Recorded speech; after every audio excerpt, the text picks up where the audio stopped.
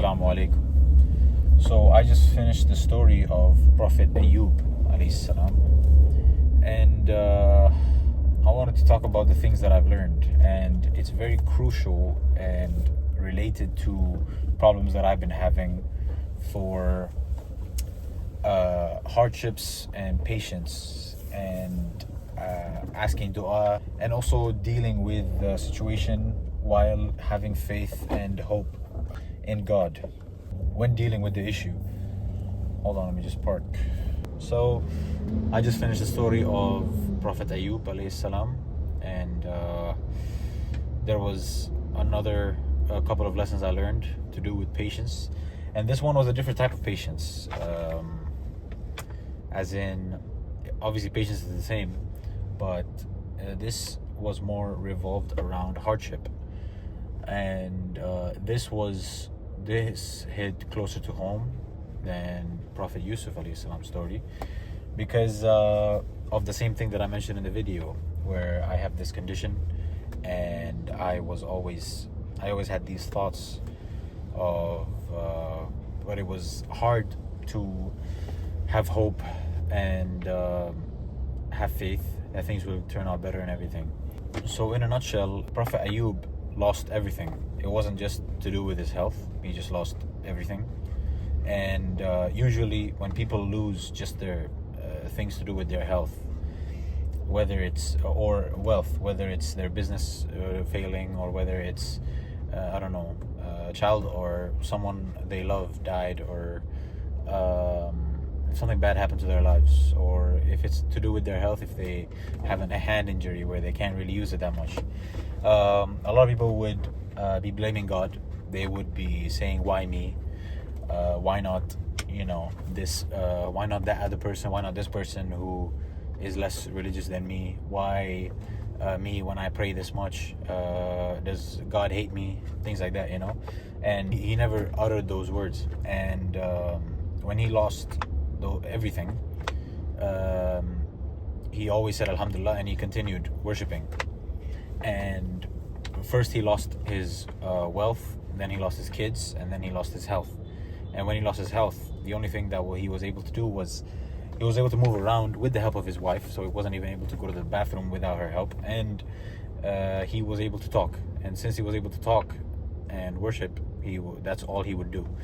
And the only thing he had was his good heart and his patience and his words to worship and pray with. So that's a good lesson for us, a good lesson for me. And ultimately the test was to see if his belief and his faith was authentic, to see if the things he was preaching about having hope and faith in God was true. Because if you take a man's wealth and everything, then he's going to show his true colors when he has nothing, and that turned out to be the case. He never complained. He always still preached the mercy of God, and to have hope in the mercy of God, and he was thankful for what he had. And when it was said that when his wife asked how much longer is this going to go on for, he got mad. And I found myself asking that question to myself as well, like in frustration I would ask, like, how much longer is this going to be? I can't use my hand and whatever. And it's an interesting thing, because also he replied, whether the duration of his hardship was 70 years or 80 years, and whether the duration of his disease and his suffering was 7 years or 18 years. He mentioned to his wife, how long did we live a good life, or how long was I healthy and had everything? And then she replied, 70 or 80 years.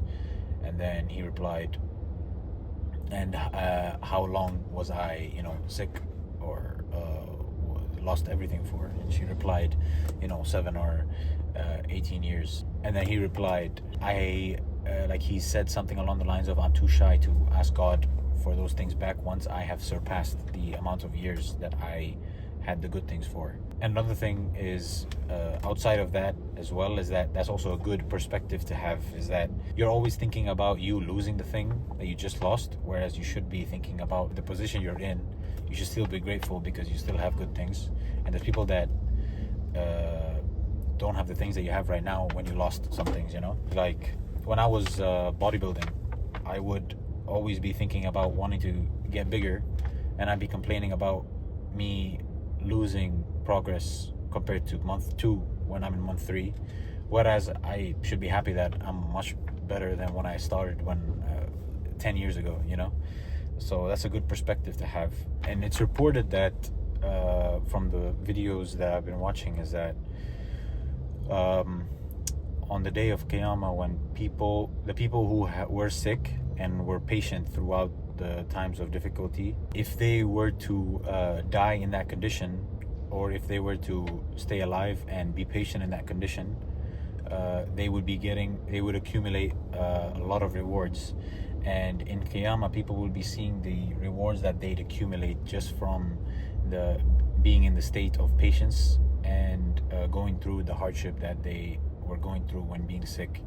And it's reported that when people see the rewards that they accumulated, they would have asked, why didn't you make us sick for longer so that we could accumulate more? Which is also an interesting perspective to have, and it's a thing to think about when you're going through hardships in this life, you know? Because ultimately, man, like a broken hand isn't really gonna hinder you from doing the things that you should be doing in this life anyways. Like it's such a pity thing to complain about, man. I'm saying this now, but I may complain again later. But yeah, I'll try to keep that in mind.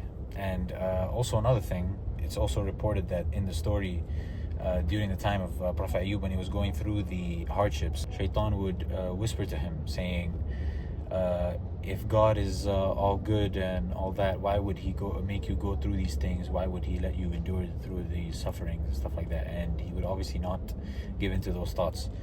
And that's to do with, you know, the things that I said about the why me, and why not this guy, why not that guy. It's obviously Shaitan's whispers, and you should not be giving into those thoughts. And I am ashamed to say that I have. And, you know, this may have led me down to do some things that I shouldn't have been doing just because I was frustrated and all those things. So yeah, it's a thing to think about there as well. And, you know, people may forget that it is an act of worship to seek cureness when you're in a state of sickness, but it is also another act of worship to bear patience when you're going through these things. So you are literally getting rewarded for staying patient when you're going through these hardships. In the Quran, in chapter 21 verses 83 to 84, and in chapter 38 and verses 41 to 43, it talks about how the story and the Prophet Ayoub alayhi salam's situation was a reminder for us, because even though we may not experience the same hardships and trials and tribulations as the Prophet by Allah's will, it is still a good reminder for when we have losses and endure hardships and struggles, and is a reminder how we should have hope in the mercy of Allah and remain steadfast, and to not lose hope that things will get solved. And indeed, He's the best of planners, and everything happens for a reason. And if there is a reason, you will get those things back. And this is just a lesson, or just a test for you that will be better for you, if not in this life, then in the next, you know. And also in the Quran, in chapter 89 at verses 15 to 17, Allah subhanahu wa ta'ala, He says how when He gives people good things, they can boast, and when He takes things away and restricts their livelihoods, they say that their God has humiliated them. So it's to do with people showing off the good things that they have, and people make it sound like